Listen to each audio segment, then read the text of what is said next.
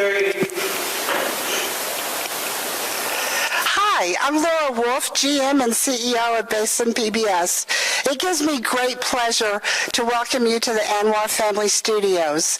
We are both thrilled and honored to host and broadcast the Odessa mayoral debate, and none of this would be possible without our terrific crew. And never fear, the Ruth Bader Ginsburg special will air in full right after the debate. Tonight, we're so excited to host this very important event. We're also thrilled to be partnering with ECISD, where we will have a student representative from both Permian High School and Odessa High School. They will be given the opportunity to ask the candidates one question. The role our region plays on the state, national, and global stage underscores the importance of this mayoral debate. It is our hope, by broadcasting these debates live, that the world will be reminded of the significant role our region plays in the energy economy. You know, due to COVID-19, we only have a few people in our studio audience, socially distanced, of course, but we are so excited to have all of you, our Basin PBS viewers, watching at home. And in addition to the live broadcast, we are also live streaming on Facebook, where we'd love for you to like us, comment, or even ask the candidates a question. And now it really gives me great pleasure to introduce our lead moderator for tonight's debate, former Basin PBS board member, Mr. Pat Canty of the Odessa American, and he always looks so dapper in his bow tie. Thank you very much. Thank you, Laura. It is indeed a pleasure to moderate this important conversation for our region. Joining me at the moderator's desk are our sponsors and co-moderator for this debate, News West 9 anchor Tatum Gwynn. Thank you. The questions were selected via social media by a small team, including the moderators and a representative from Basin PBS. Now, we will begin tonight's debate by giving each candidate, in order of how they are listed on the ballot, 1 minute for opening remarks. After these opening remarks, the moderators shall pose a series of general questions. Each candidate will have 1 minute to respond to each question. Now, in the event a candidate's answer to a question invokes the name or policy position of one or more opponents, the moderators, at our sole discretion, can give the referenced opponent 30 seconds to respond. It is important to note an individual candidate may also be asked a direct question because of policy or policy positions or statements that he or she has made during the campaign. The candidate then will have 1 minute to answer that direct question. The 30-second rebuttal rule shall still apply. Now, at the conclusion of tonight's questions, each candidate will have 1 minute for closing statements. I'd like to remind our in-studio audience that this is a live broadcast, so flash photography, booing, or making loud noises or other disruptive actions or comments are not allowed. Now, let's meet the three candidates for mayor of Odessa, Texas. Ladies and gentlemen, please join us in welcoming Mr. Dewey Bryan, Mr. Javier Hoven, and Ms. Gloria Apolinario. Welcome, candidates. Mr. Bryan, as far as opening statements, we'll begin with you. So if you would proceed with your opening remarks, please. Yes, sir. Thank you. Good evening. I'm Dewey Bryant, and I want to be the mayor of Odessa. I would like to thank the staff of Basin PBS for hosting this event, as well as our moderators, Mr. Canty and Ms. Gwynn. I began my banking career in Odessa in 1982. Today, I am the CEO of Southwest Bank. I have been married to my lovely wife, Susan, for 44 years. We have been blessed with a beautiful daughter, son-in-law, and granddaughter. My wife and I are members of St. Elizabeth Ann Seton Catholic Church, where I have been the finance director for over 20 years. I've had the honor of serving on the City Council for 8 years, as well as the honor of serving on other committees within the City of Odessa, such as the Chamber of Commerce, Catholic Charities, as well as the United Way. I want to represent you, the community of Odessa, as your mayor. Thank you very much. Moving on, Mr. Hoven, your opening remarks. Thank you for this opportunity to be able to introduce myself. I want to be able to talk to everyone that's viewing here tonight on Facebook and live on PBS. My name is Javier Hoban, 55 years old, native Odessa, born to Yolanda and Jose Angel Hoban. Married for 36 years to Joanne Hoban, my lovely wife, 2 grown boys, 2 beautiful daughter-in-laws, and 5 beautiful grandchildren. Attended local schools. I'm a Pell Grant recipient right here out of Midland College. Small business owner and former city council member from 1996 to 1999.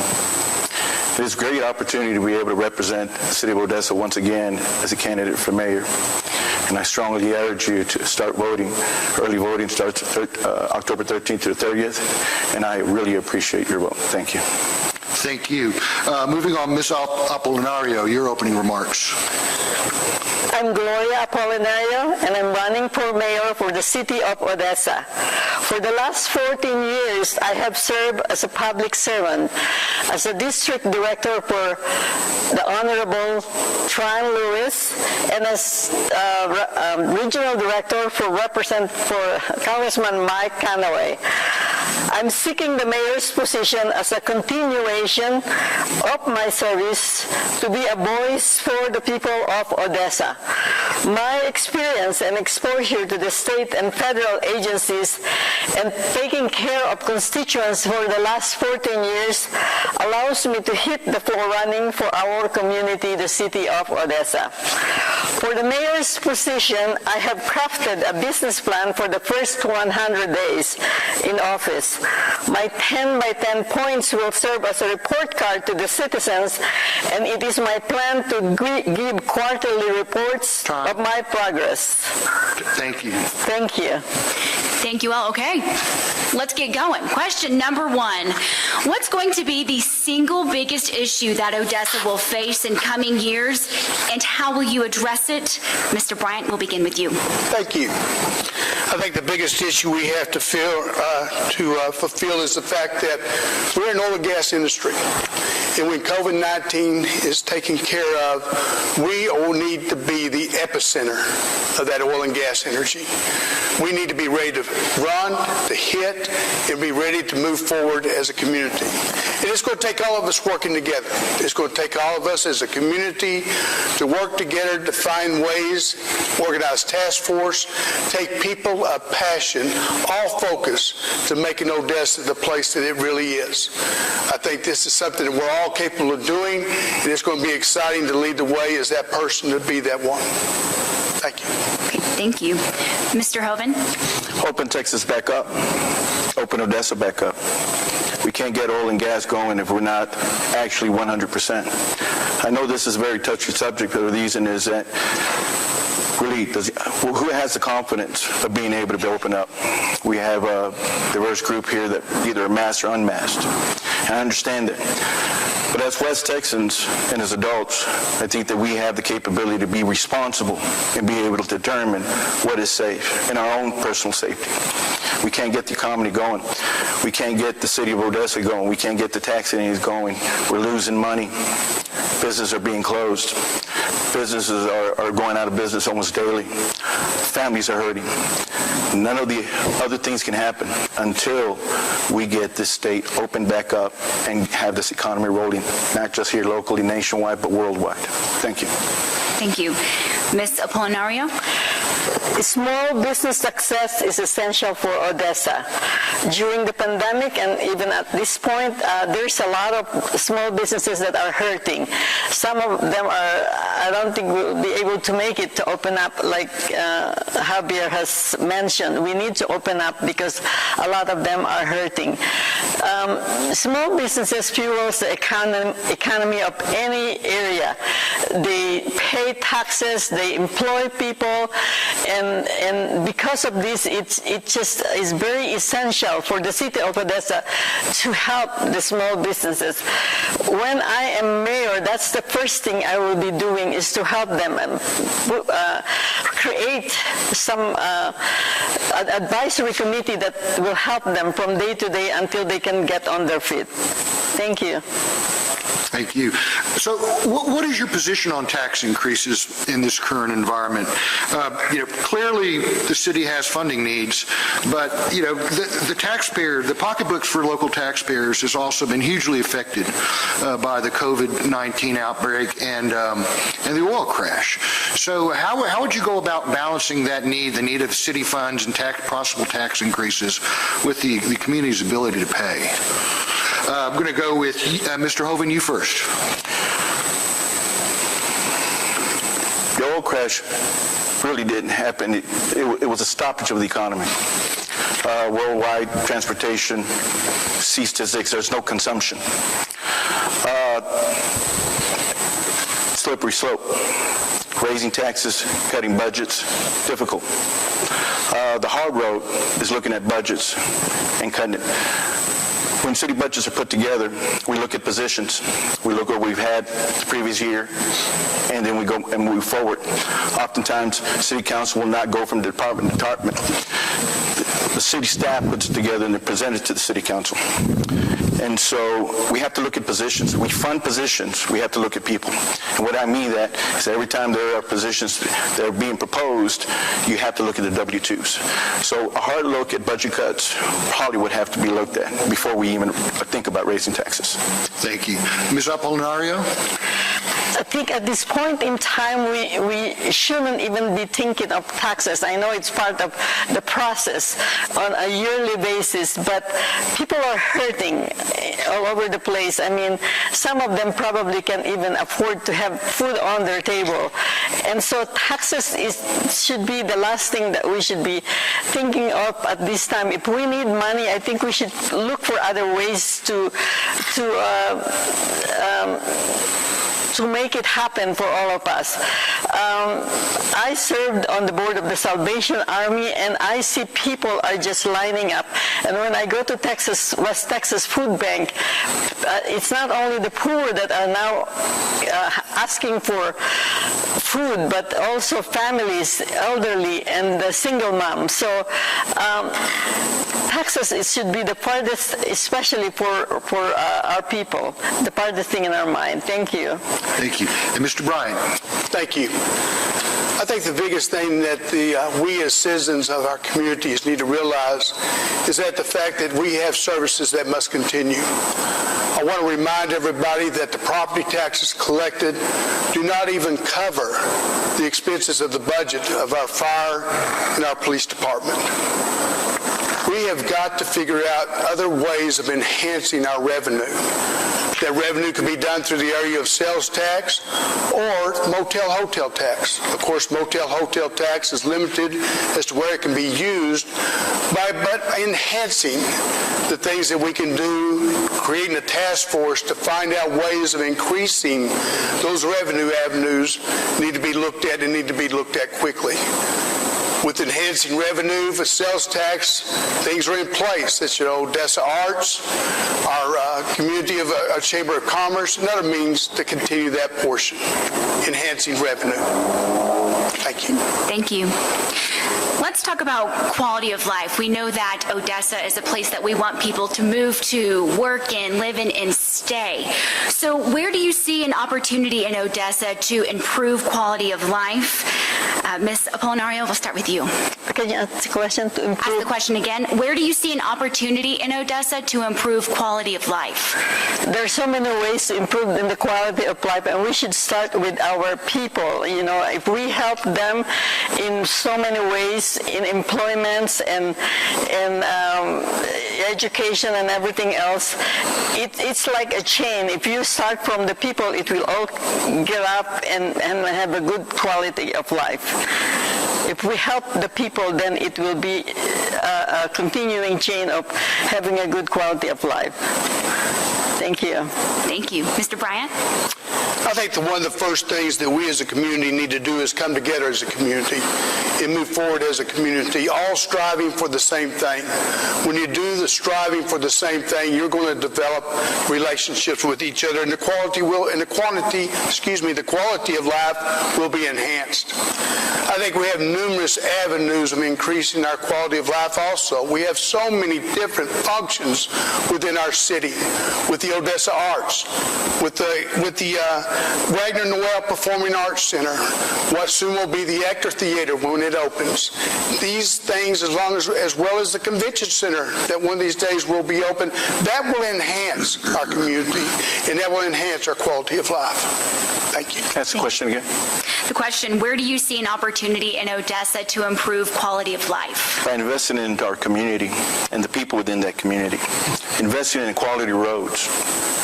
This is something that the community is asking for and demanding for, and has been doing it for decades. Well-lighted streets.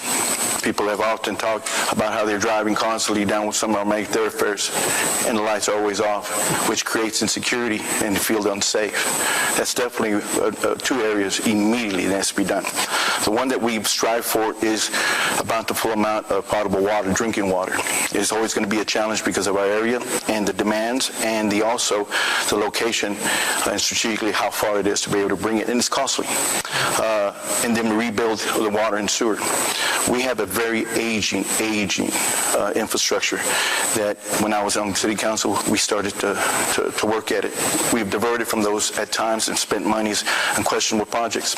But nonetheless, we need to get back to the basics of what a city is, building and investing in people. Thank you.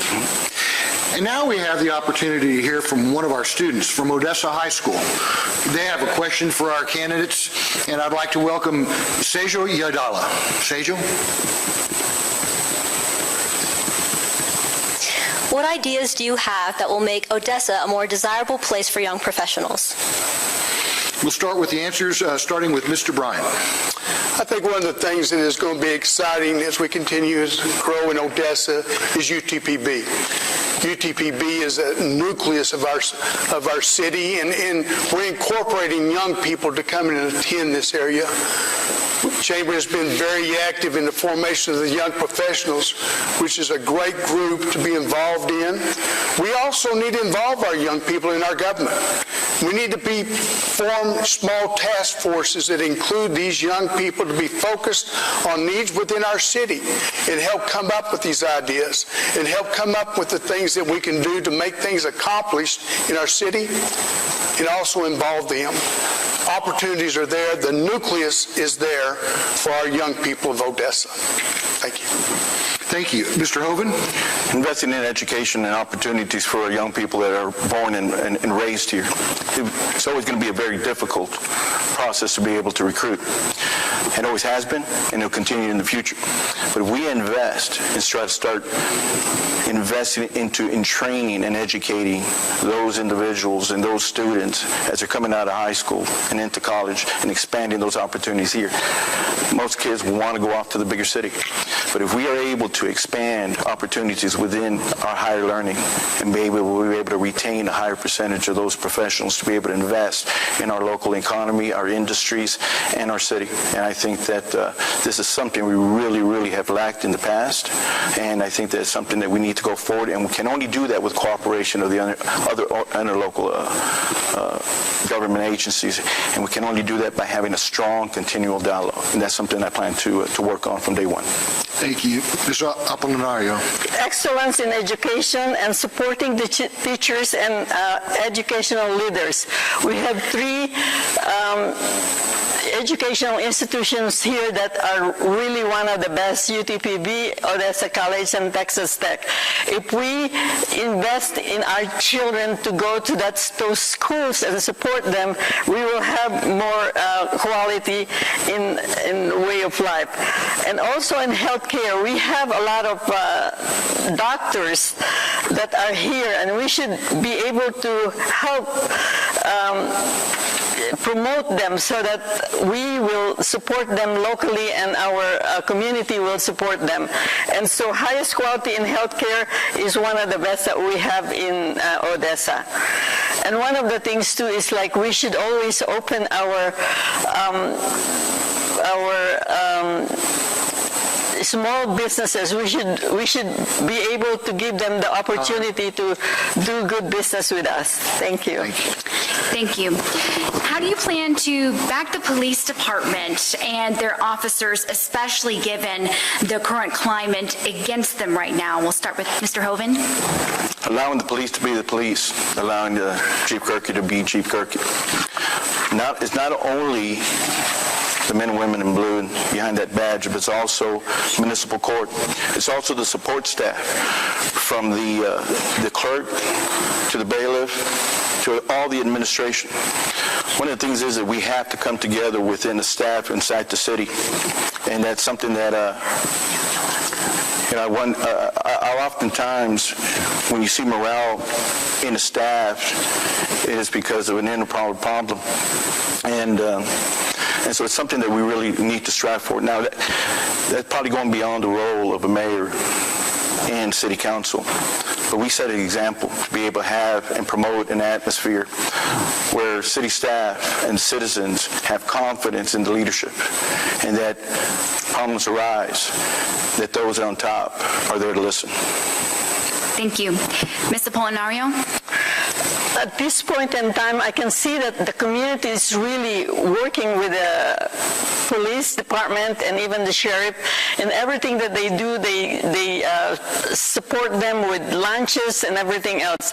One of the things that would really work is having an advisory board, citizen advisory board that would work with the police department so they can meet once a month or quarterly and see what the issues are of the citizen or of the community. Thank you. Mr. Bryant? I am proud of the leadership that our police chief, Kirky, provides. I think the things that he does, as being a man of integrity, in the way he exemplifies and the leadership that he provides to his staff is above and beyond. I think the other thing is it's so important that our Odessa police force provides to our community is they're out there amongst them. They go out and have block parties. They attend the block parties at various different locations within Odessa. They provide barbecues. They provide picnics. They are amongst the people and the citizens of our community. That's important. Being a part of them, showing what our police force is all about. I respect them, and they do a great job. Thank you. Next question, how do you plan to put Odessa on the map as something more than just a kind of a town that has an oil and gas-based economy? What would you do, starting with you, Mr. Bryant?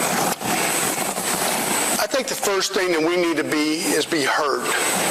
We sit on 40% of the reserves of the nation. We need to be heard as being the epicenter of that oil and gas figure in the United States, in the world.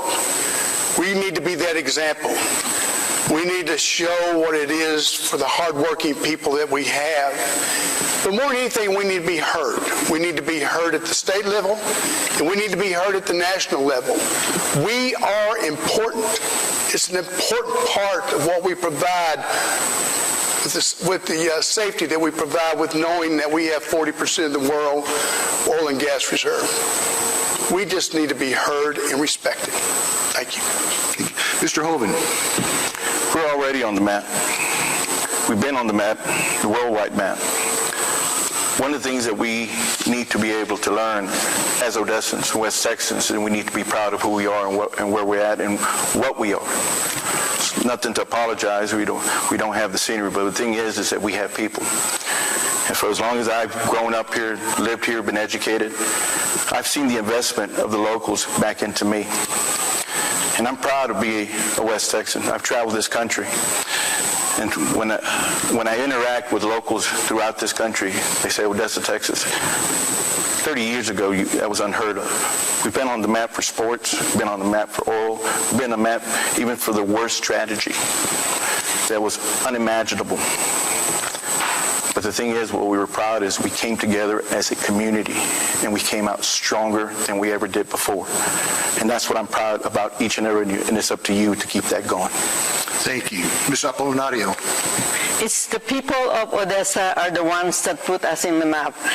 When I first came here, I was thinking of just staying for a little while, but the people made me stay. They're just like, they couldn't do enough for you. And I was just talking to one of the people here that came from East Coast, and he's here for 18 months, and he says, I love this place, and it's because of its people. And I think that's what we should promote.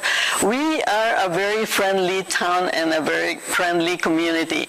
The only thing that we need to do is to be able to bridge the gap between the community and the city and the council, so we can all work together, and so we can promote Odessa more. Thank you. Thank you. Well, what a great evening so far. Please stay tuned as we take a short break. And when we come back, we'll hear more from our Odessa mayoral candidates. Okay, got another question. Y'all did great. Good. Okay, so two off the top of my head, we can specifically address affordable housing.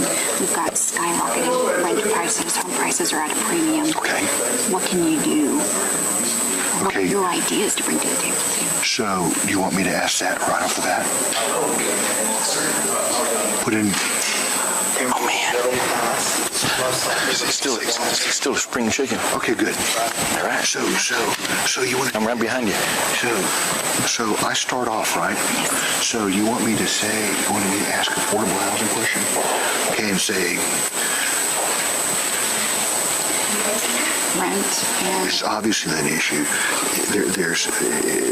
We have some of the highest housing prices. I mean, even talk about recruiting people for the OA. Yeah. Or even they can't afford it. Okay, I'll do affordable housing, and then what's your? Then you want to ask two back-to-back questions. So you'll get after, you ask your question before the last question. You know what I mean? You can ask a double question on what do you want? Downtown crime or if you have to ask financial 30 seconds. Financial transparency. After question 6. Yeah, that way we still have that one. 20. 15. 10, 9, 8, 7, 6, 5, 4, 3, 2. Welcome back to the Odessa mayoral debates here at the Anwar Family Studios at Basin PBS. I'd like to remind the candidates and those just tuning in that each candidate will have 1 minute to respond to each question. In the event a candidate's answer to a question invokes the name or policy position of one or more opponents, the moderators, at our sole discretion, can give the referenced opponent 30 seconds to respond. It is important to note an individual candidate may also be asked a direct question because of a statement or policy position that he or she has made during the campaign. The candidate will have 1 minute to answer that direct question as well. And the 30-second rebuttal rule shall also still apply. Now, at the conclusion of tonight's questions, each candidate will have 1 minute for closing statements. All right, candidates, let's continue. First question out of the chute for this segment is it's no secret that Odessa is housing challenged. This area has some of the highest housing costs in the country, some of the highest rent costs. A lot of businesses have trouble recruiting people to move into this area because it simply costs them too much to either buy or rent a place in which to live. So what ideas do you have that could help kind of knock that problem down and make it more manageable? Starting with Ms. Apolinario. I think that's one of the reasons I am running for mayor. I am a realtor, and we always have talked to a lot of builders and craftsmen and everything. We need to open up Odessa. We have to be lenient, more lenient for these people to work with us and do business with us. They go someplace else because they cannot get things going. There's so much chokehold in the city for anything to get done, and that is why one of the reasons I want small businesses to be able to come in and do business with us, and that really will promote Odessa. Thank you. Thank you. Mr. Bryan. I think the housing situation in Odessa is improving each and every day. Some of the things that are helping us, of course, are the rates are down. There are numerous builders that are building numerous things around the east part of town, the north part of town, and other areas. Every time you look, there are new areas of housing going up. I think this is important to Odessa. And I also think that we need to explore avenues to be consistent. I think consistency in developing apartment complexes, things in the downtown area where we can attract maybe younger people to that part of the area. I think we got to always keep our minds open as to additional opportunities, but I do believe that the shortage and the shortfall is being fixed. Okay, thank you. And Mr. Hoban. Mr. Bryan is right. There are openings for houses. Rents are down. More houses on the market. Spoke to a builder today who builds out throughout the country and is doing a project down in the south side. 5 houses down South Crane. It's already got the first 3 houses approved, and now it's jumping through hoops for the next 2. They're cookie cutters. They're the same thing. I think what we've often done as bureaucrats and as politicians and as cities is that we wind up making the playbook real thick when it comes to building codes. We've adopted a national standard that has included a lot of new green deals, and basically when you have staff and the inspectors come out, and from one project to another, even though if it's just 12 feet away from each other, it seems like it's a start over. We need to be all on the same page. That's a policy issue. That's something that we as the council can look at, streamline, and put it together to be able to help reduce the cost. That's just one aspect of it. It's a minute. I can't go into any more detail. Thank you. Thank you. Let's go on to the next question. Let's talk a moment about downtown. We've spent a lot of money and time revitalizing the area. We've made tremendous progress, but there's still a lot of work to be done. So what would you do to continue that revitalization? And do you see the best approach to that is continued efforts with public and private partnerships? Mr. Hoban, we'll start with you. I think there is a big want from private to be able to work and get into that aspect. Revitalization of downtown has been going on even way before I was on City Council in 1996. There are merchant associations that have not been able or even asked or even to be able to participate in the tax revitalization investment zone. We put boards together, we create taxing zones, we do block grants for facades. I think we can go a lot further, but the only way it's going to succeed is we have to have complete buy-in. And that's one thing that you don't have a lot of buy-in from the community. A lot of community looks at downtown as a dying concept. We have a lot of needs. We don't have parking. We have more empty spaces. 80% is office space. We're getting traffic down there, but we need to get the right traffic down there. And the only way we're going to be able to do that is be able to get the local business that are there now to participate in a greater capacity. Time. Thank you. Ms. Apolinario? I love downtown. I came from a big city, Los Angeles, Sacramento, and all that. So when they had downtown, the Marriott and everything, it's a place to go. We just have to be able to create more venues, street fair, or build condominiums around the area, or entice all our young kids to come in and support it. The actor theater is a good addition to it. But I think also that we should support a lot of the merchants that are downtown and support them where they can enhance what they're doing, so it will bring people in as much as we want, you know. Street fair, food vendors, just like this Austin, what street is that? 6th Street. We should make it like that. Thank you. think a lot of people might like that. Mr. Bryant? Gosh, when things open up, how great the lights will be in downtown Odessa. We have things in place. The convention center's there. The most beautiful Marriott motel is there. We have the Ector Theater there. We have merchants that are moving in. We have restaurants. These things will be enhanced when we open up. In addition to the enhancing that will provide, I think we need to look at other opportunities for housing downtown. I think it would be a great place for a downtown high-rise, retail area. We need to look at resources, have how we can provide that to the city, and how it can be funded and benefit our city of Odessa. When the lights come on, it's going to be great. Thank you. Thank you. Let's talk about funding again.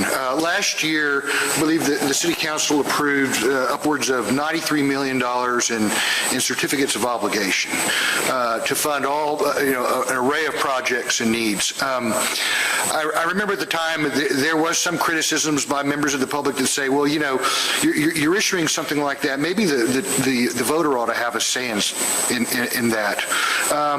What are your thoughts on that? Clearly, the City Council can do that, but is it the right thing to do? Let's start with Ms. Apollinario. I was the solution.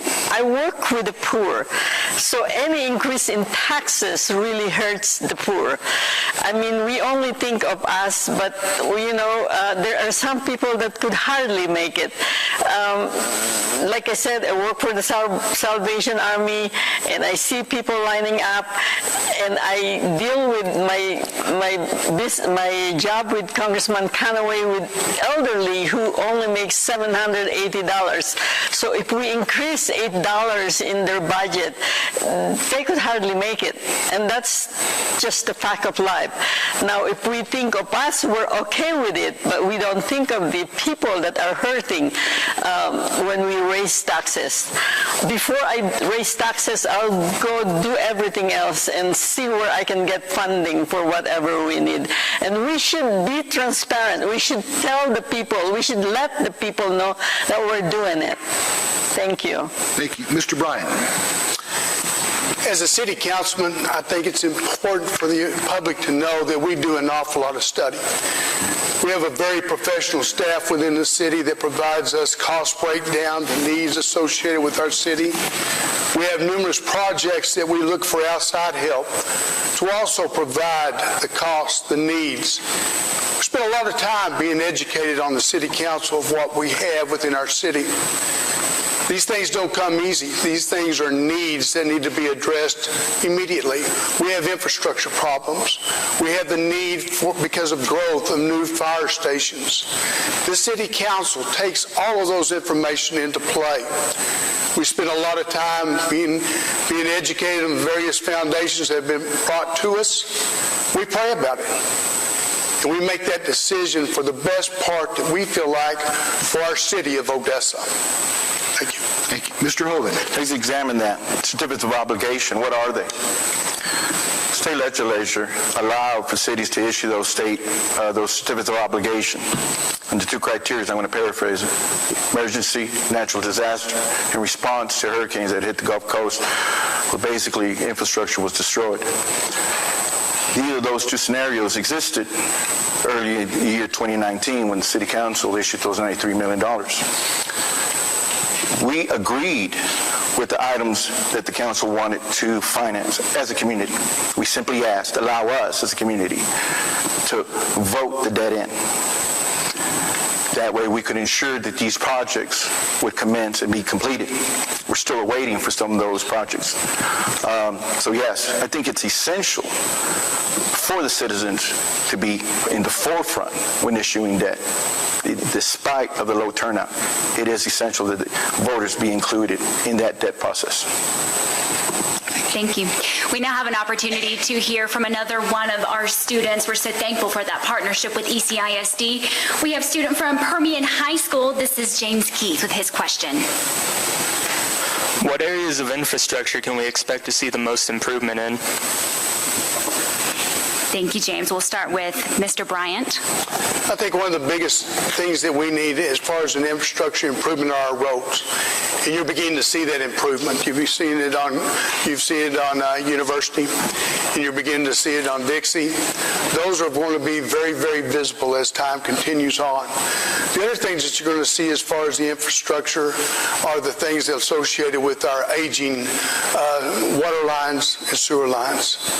These things are over 40 years old. They're causing so much problems in regards to having to repair work. So this also will be, unfortunately, there will be dig-ups and we'll have the cones out and everything else, but those things will be very visible in the near future with what we're trying to do in the expansions of roads.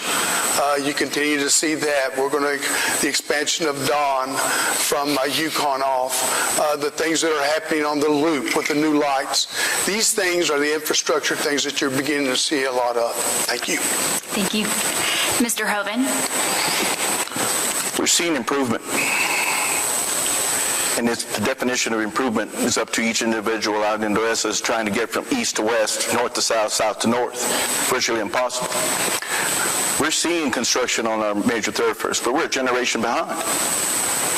We're seeing it right now, but it's a generation behind. The expansion of University happened when I was in City Council back in '96 when we first started setting aside monies to work through TxDOT. And these thoroughfares are TxDOT. They are involved, and that's where we're getting our money. Immediate improvement won't happen until the City Council starts putting priorities on the basic, what cities are supposed to provide.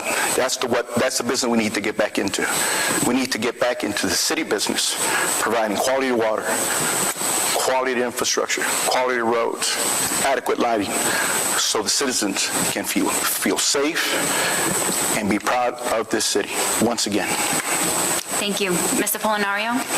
Well, I want to say that I am very proud that we had a lot of millions and millions of dollars budgeted for our roads, thanks to the former state representative and chairman of the Transportation Department, Tryon Lewis. Since he became the chairman, we had a lot of budgeted monies being spent all over around city of Odessa and Ector County. And even right now, you can see, and also thanks to Mortran, I mean, they're doing a good job getting all these monies, and of course, State Representative Brooks Langrap. There's so many things that are being done around the area by way of infrastructure, and that's good for the city of Odessa. Thank you. Thank you. Okay, we'll go on to the next question. How will you show financial transparency with taxpayer money? Mr. Polinario, what did you say? I can't hear you. How will you show financial transparency with taxpayers' money? I think that when I become mayor, I will have citizen advisory boards that will meet at least quarterly or even monthly as we needed, so that we can discuss all these things. What are the things that we need? Why do we need to tax? Where are the money going, etc., etc. Line by line item, we should look at it, and we should also report to the people what we're doing. So there's transparency all the time. When you have people that are working with you from different districts on different areas, especially on taxes, then you will be informed how they feel and how you feel, and with a consensus we can make a decision whether we should do it or not. Thank you. Mr. Hoven. In the process of budgeting, having the mayor and the council be part of that process, meeting with department to department in an open setting where the public's denied it both in person, or it can basically be filmed and then shown later. I've been part of those processes with other entities. It's a boring process. It can last 2 to 3 days. But one of the things is that when you attend these, you actually learn. You know where every dollar is going. You know where every dollar is spent. You know what the requests are, and you know what the actuals are. In your household, you want to know money that's going out and coming in. You're on top of it. You understand it. This is the same process that needs to be used when we're talking millions of dollars. It's the only way to be able to create the transparency, to have multiple eyes on it. It's a process that we don't do now, but it's a process that I am willing to engage into. Mr. Bryant? I think the most important thing is education. The opportunities for the public to know what is being spent is there.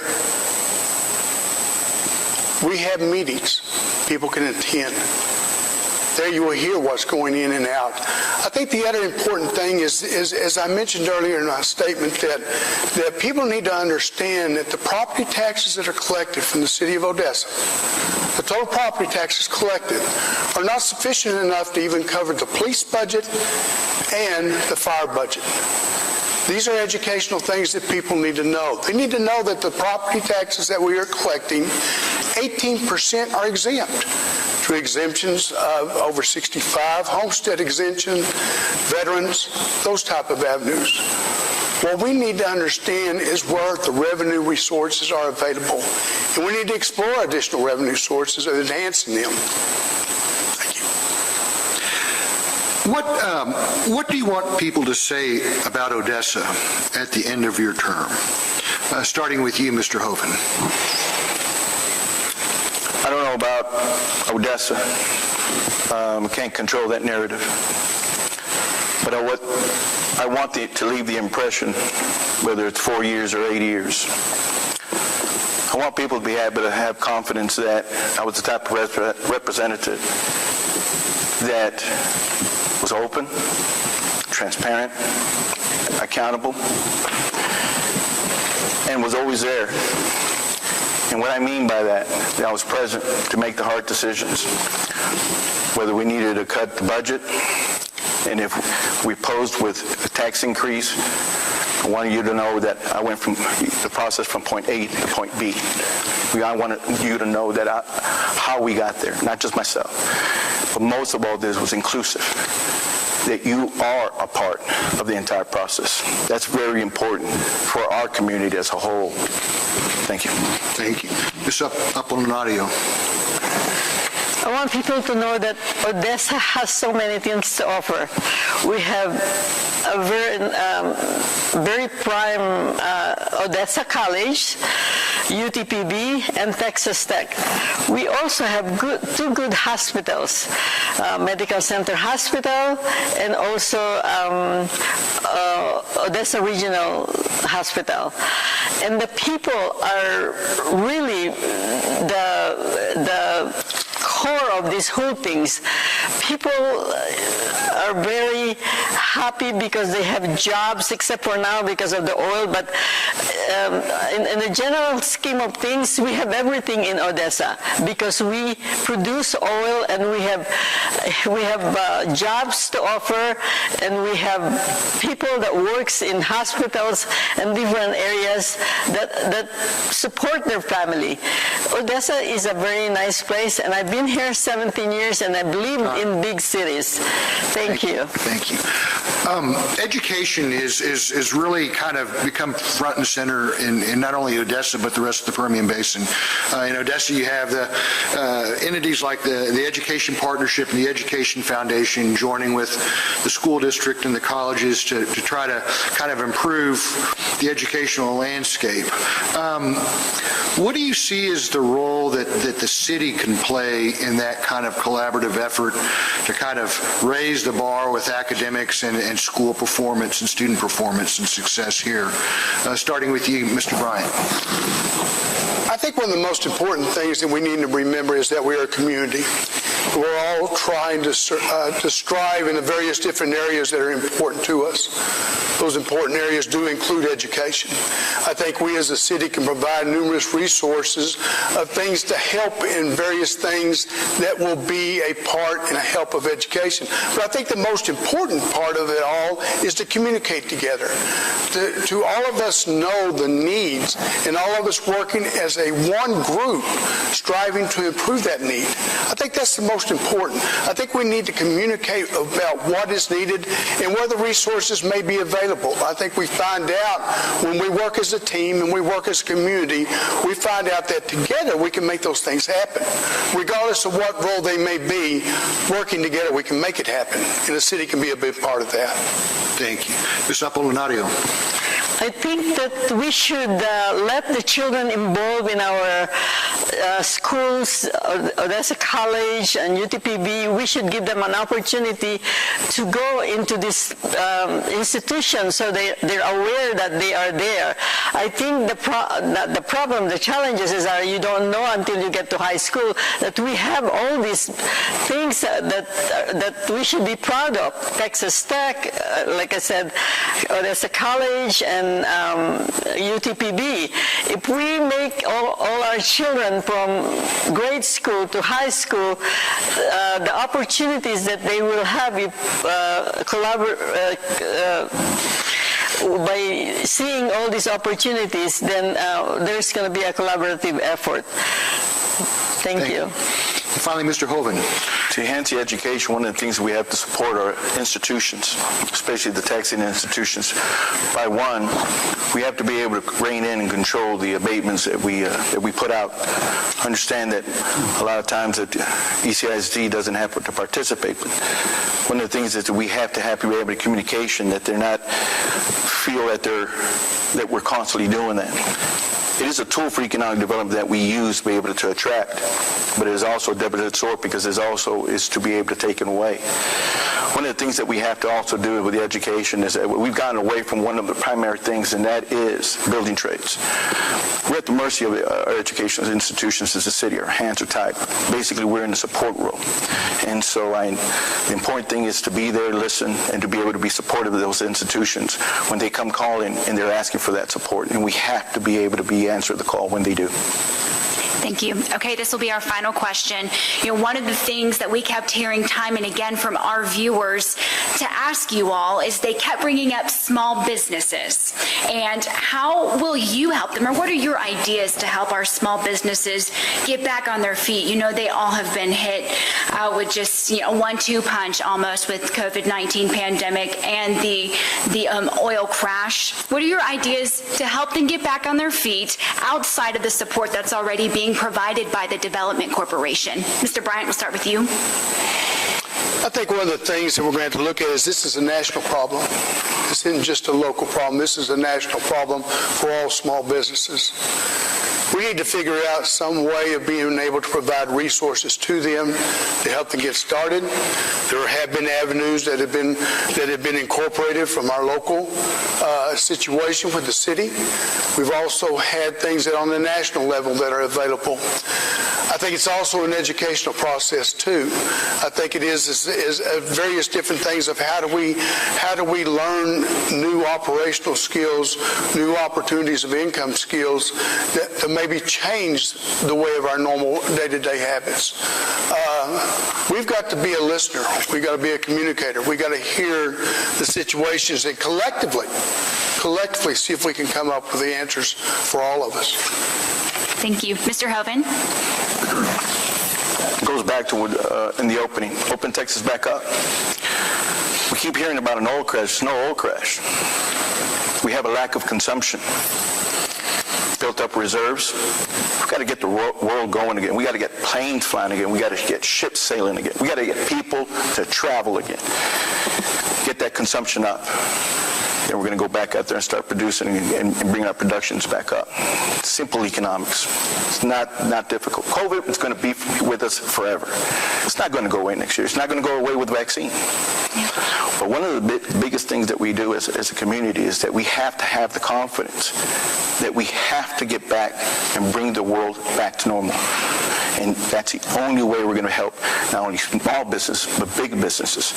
We have to get this economy rolling. It's not a complicated question, and it's not a complicated solution. It is simple. Just open takes us back up. Thank you. Ms. Apolinario? small businesses is one of the most important areas that I would like to concentrate on because, like I said, it fuels the economy, it gives businesses employment, and it creates taxes for us. We should be able to open it up and make it easier to do business with us. If we make it easy, then it will be there will be more people that will be coming here to do businesses. I own 2 of them, and there's so many challenges in operating a small business. We should also have some programs that we can create to help them, from opening it up, getting permits and getting people or hiring people. There are so many ways we can help them. And also, we should go out to the federal agencies or state agencies and see what programs we can provide them. Thank you. Now, as our evening comes to a close, we'd like to give each candidate 1 minute for their closing statement. Mr. Bryant, we'll start with you. Thank you. I believe that the mayor's job is to organize the troops so that the needed tasks can be focused on within the city and accomplished. It's all about involving our citizens, our community, to make a difference. It is important as mayor, I exemplify and live my Christian background each and every day. I also believe that each one of us as citizens of Odessa have been given talents, and we need to be stewards of these talents. As stewards, we have the responsibility to encourage others to exhibit the same. I want to be the energy that creates this togetherness and that will prepare Odessa for the future. Odessa needs proven leadership during these trying times. I want to represent you, the community of Odessa, as your mayor. I would appreciate your vote for mayor on November 3rd. Thank you. Thank you. Mr. Hoven, your closing remarks. I want to be able to take a minute to be able to talk to you. I've served on city council in 1996 and 99 when jobs were not to be had, over 13% unemployment. We held the line then. We have to hold it now. Tough decisions are ahead of us. We need to find out where our financial line is. How much in the red are we? The next coming months, the next coming years are going to be difficult as we strive to open this state back up again and our economies again. I want to invite you to come with me on this journey. You will be along with all of us on the city council step by step in order for us to get back to normal and toss away this definition of a new normal. There's nothing new about this. We need to get back to Texas open, and we can do that by voting Javier Hoven November 3rd. I appreciate your vote, and I'd be honored to be your next mayor. Thank you very much. And Ms. Apolinario. Thank you to PBS and the staff, and to Pat and Tatum, and all, for giving us the opportunity to be heard. I want to be the voice for all citizens of Odessa. I would bridge the gap by promoting goodwill from the city and the council to the community and its people. My vision is to create citizen advisory committees from each district that will periodically meet and advise on the issues and challenges at hand. I want to build a culture of trust with everyone working together for a common goal. Transparency and open door policy will be very essential in my office. I will work diligently to help the small businesses, especially during the challenges of the pandemic. I believe in servant leadership that genuinely values people, share a common goal, and to listen, communicate, and deliver. I am grateful to be given this opportunity to talk to you, and I want your vote. Please vote for me. Thank you. Gloria Apolinario. Thank you all so much. We are so thankful for each of you taking time to participate in tonight's debate. We know that it's so important for everybody to get to know each of our candidates because we know so many people will be heading out to the polls this November. So again, we appreciate each of you. A few important dates that we think that you all should know as we close in on election night. You know, the last day to register to vote is October 5th, so that date is fast coming. You're also going to want to know that early voting, that has been extended this year. Typically, it's about 17 days out from Election Day. This year, a week has been added. The governor did that. The first day to early vote will be October 13th, so you can, again, start going out, casting a ballot. Something else that you're going to want to know before you head out to the polls is check with your local elections office. So we know many of our viewers tonight are in Ector County. You're going to want to go to the website, look there. Polling locations will be different this year, as many of our elections offices have had to make some concessions and take extra efforts to ensure that people have peace of mind as they head out to the polls this November. And of course, the key date to know, Election Day, is November 3rd. There you go.